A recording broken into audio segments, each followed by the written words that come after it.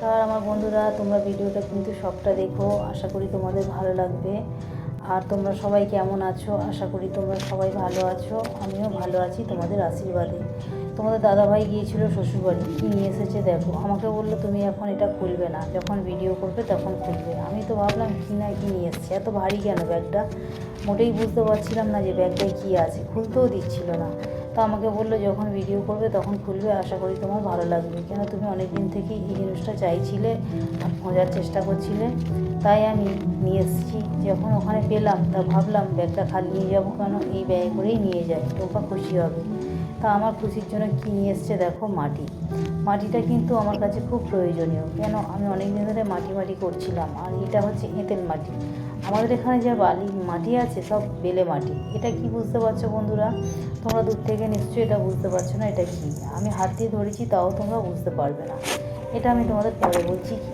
তো চলো মাটিগুলো ভিজিয়ে দেওয়া যাক। মাটিগুলো ভিজিয়ে দিলাম এই কারণেই, মাটিগুলো খুব শক্ত। এটা হচ্ছে পুকুর কেটেছিল, পুকুর কেটে মাটি এক জায়গায় ফেলেছিল, সেই মাটিগুলো শক্ত নিচের মতো হয়ে গিয়েছে। এটা এখন মাটিটা জল দিয়ে ভিজিয়ে রাখতে হবে।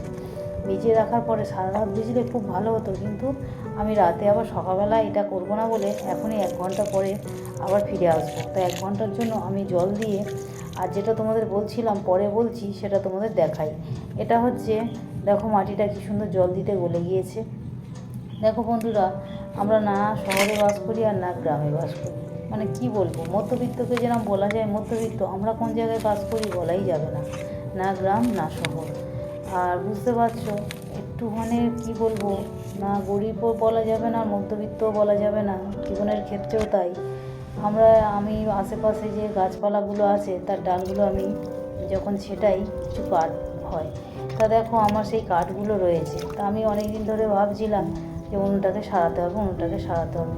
তা উনুনটা আমার বর্ষার জল খেয়ে ভেঙে গিয়েছে। তা উনুনটা আমি সবটা ভাঙলাম না, এতে একটা কিন্তু মানে সিলভারের বালতি, নতুন বালতি দিয়ে করেছিলাম। উনুনটার বয়স আমার 10 থেকে 15 বছর বয়স।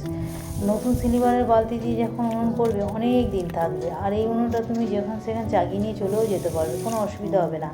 ধরো রান্না করছো, বৃষ্টি পড়ছে, উনুনটাকে দুটো কাপড় দিয়ে ধরে নিয়ে চলে যাওয়া যাবে।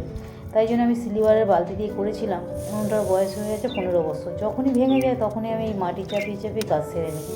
আর বুঝতে পারছো এখন যা গ্যাসের দাম, একটা গ্যাসের দাম 850 টাকা নিচ্ছে। আর আমাদের এই ফ্যামিলিতে কি বলো তো বন্ধুরা, একটা গ্যাস 20 দিন 22 দিন হয়। যদি বলো কী করো তোমরা গ্যাস, মানে বুঝতে পারছো, মানে কি বলবো তোমাদের, রান্না বান্না যেরকম হয়, বড় হাঁড়ির ভাত হচ্ছে, সেই জল গরমটা করতেও সময় লাগছে, অনেক তরকারিপত্র, আমরা তো সেই একটু খাই না, খাই অনেক। এবার বুঝতে পারছো অনেক যখন খাবে অনেক, তাহলে রান্নাও করতে হয়।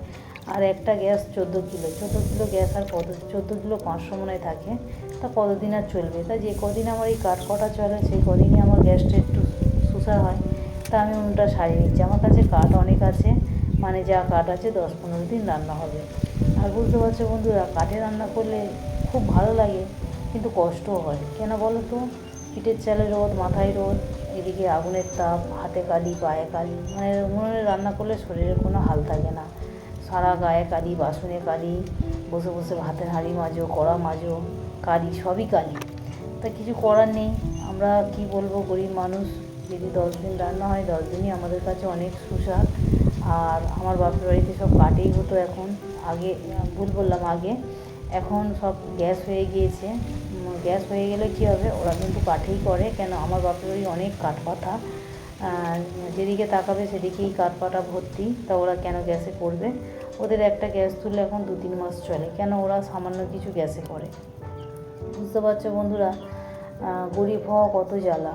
পারলাম না যে দুটো কাঠ ফেলে দিতে, সেইগুলোকে সঞ্চয় করে রেখে দিয়েছি যে ওদের 2 দিন রান্না হবে। আর বুঝতেই পারছো মানে গরিব মানুষদের খুবই কষ্ট। গরিব মানুষ বলতে মধ্যবিত্তরা তো না খেতে পেয়ে মরে যাবে, তবু কাউকে বলতে পারবে না। আর বিশ্বাস করো যে আমি যে কাঠে রান্না করি, নিচের উঠোনে রান্না করতে লজ্জা পাই, কেন অনেকেই দেখলে বলে এই দেখ কোটা বাড়িতে বাস করছে আর কাঠে রান্না করছে। ওই জন্য আমি ছাদে রান্না করি, যাতে না কেউ দেখতে পায়। আর ছাদে যারা ওঠে আশেপাশে বাড়ি তারাই দেখতে পায়, তারা ভাবে আমি শখে করছি, কিন্তু আমি কেন করছি তো আমিই জানি। কিন্তু কিছু করার নেই, এই কাঠ তো আর আমার সারা জীবন জ্বলবে না, কিন্তু যে কদিন জ্বলে সে কদিনই আমার একটু গ্যাস সঞ্চয় করা যায়, যে আরও 10 দিন চলবে আমার গ্যাসটা।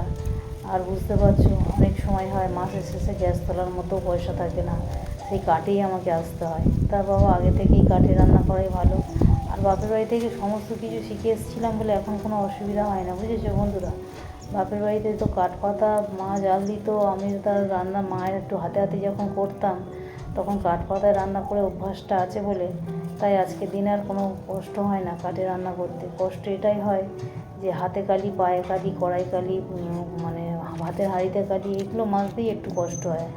আর আমার বাপের বাড়িতে কী হতো, মানে কাঠের উনুনে রান্না বলে কিছু হতো কালি টালি ওদের তুলতে হতো না, ভিতরটা বাইরেটা ভালো করে পরিষ্কার করে নিলেও হয়ে গেল। তা চলো বন্ধুরা, তোমাদের ভিডিওটা কেমন লাগলো অবশ্যই ভালো লাগলে লাইক করো, কমেন্ট করো। আর যারা আমার চ্যানেলে নতুন দেখছো মনে হলে সাবস্ক্রাইব করো। আর কি বলবো বন্ধুরা, দেখো আমার উনুন কমপ্লিট হয়ে এসছে। আর দেখো হয়তো একটু বাঁকা হয়েছে, সোজা করতে পারিনি, কিন্তু যা হয়েছে কাজ চলে যাবে। আর মাটিটা খুব সুন্দর।